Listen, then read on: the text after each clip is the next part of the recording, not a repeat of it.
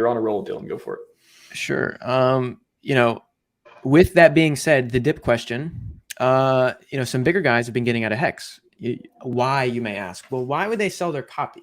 You know, it's a fantastic question, because we've all been told, okay, yeah, buy your HEX for the PulseChain copy, so you get you know, double your HEX, right? Well, what happens if it's cheaper to buy PulseChain when the bridges are open? Then what? Like, what are you gonna do?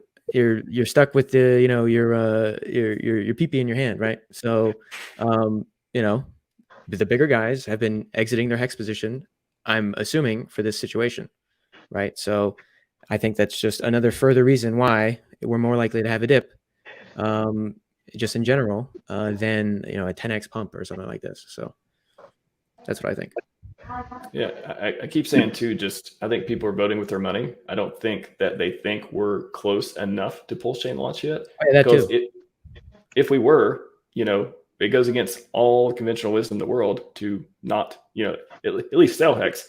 You can be neutral, but like if you're not buying it, if you're selling it, you know, the conventional wisdom is if you buy it, you get the copy, you get the free thing, and then you can do what you want afterwards. So apparently people don't think we're that close to PulseChain launch. They haven't seen whatever indicator they're looking for in order to say, hey, price looks good, maybe the bottom's in, whatever data they're going off of, and then buy it up into launch. Yeah.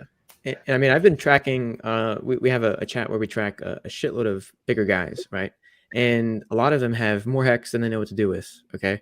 And it looks like they're just getting cash ready on hand. And then they still have, you know, shark positions, dolphin positions, and they're still just waiting, right?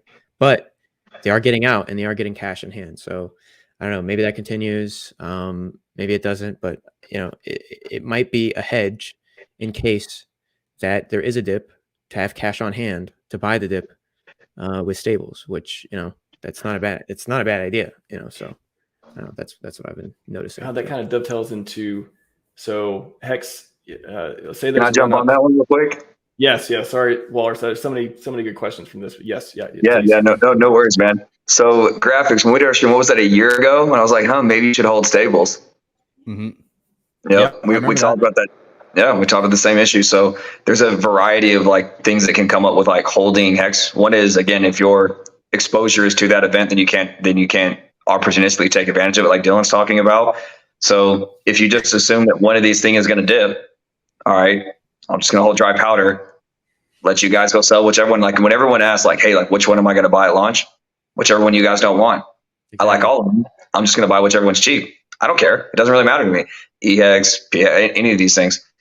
Again, so do I know? Because I don't know which one's going to outperform which. I assume they're all going to go up. So I'm not that confident in my evaluation. I just take the cheap one. Like this is just basic market 101. Like that's data science 101. Just you guys pick. I'll just take the cheap one. You guys can, because what you're looking at from a probabilistic or like a sports betting, or again, it depends on these terms. I like to use other words and then it makes more sense for certain people, is when those things come out, if you buy the expensive one, what you're saying is that you're willing to buy the premium on your evaluation that you're right. I'm not. I'm just going to take the cheap one and trust that they all go up. So I'll have an allocation that spreads across. But again, if you're holding stables, do we think HEX dumps? Everyone wants to jump into PX? Maybe PX dumps because there's so many people holding it only so they can move their copy over. There's a variety of sport things, but if I'm sitting here in all of them, then I can't take advantage of that. And I don't really want to move one of these assets around. If I just got a big pile of powder, I just start blowing stuff up when everybody else starts to panic and move and adjust their position around. So especially when you look at the copies, I don't want to go down we can go down the math a little bit, but it spins people out. But essentially, if you look at the copies are worth sort of like at SAC value of like Pulse and PulseX and these things. So like to kind of make a dollar equivalence, they're worth only like 5 to 8% or so at launch. Yep. So the principle has always been infinitely more important to protect, which is what me and Graphics talked about a long, long time ago. This wasn't me being like, hey guys, don't buy HEX. I've bought tons of HEX since then. Not to buy PHEX. It's, hey, the magic here is in protecting the principle, and it almost always is. Protect your principle and then make some decisions. So if you were buying HEX or like PHEX because you're like, hey, in 2 years after launch, PHEX is the greatest thing ever. Cool, makes sense. Keep loading up. That's fine. If you're like, hey, how do I opportunistically take advantage of these opportunities? Stablecoins, I think, have been the play for a long time. Like that's something that we've really tried to bring up for another small one again before we just move on is I feel like it's almost like a public service announcement. If anyone has looked on V3 or V4 at the HEX PLS pair, and then you realize how many people are going to hit that pair the first 48 hours, that thing is going to explode, implode, explode, implode. That thing is going to have the mother of all wicks and bank runs. Just be careful with that pair.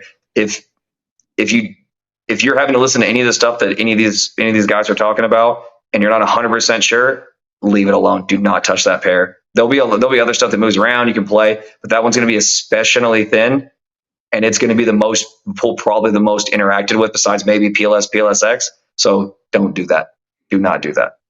Yeah. If you don't know what's going on, you're someone else's profit margin. So if you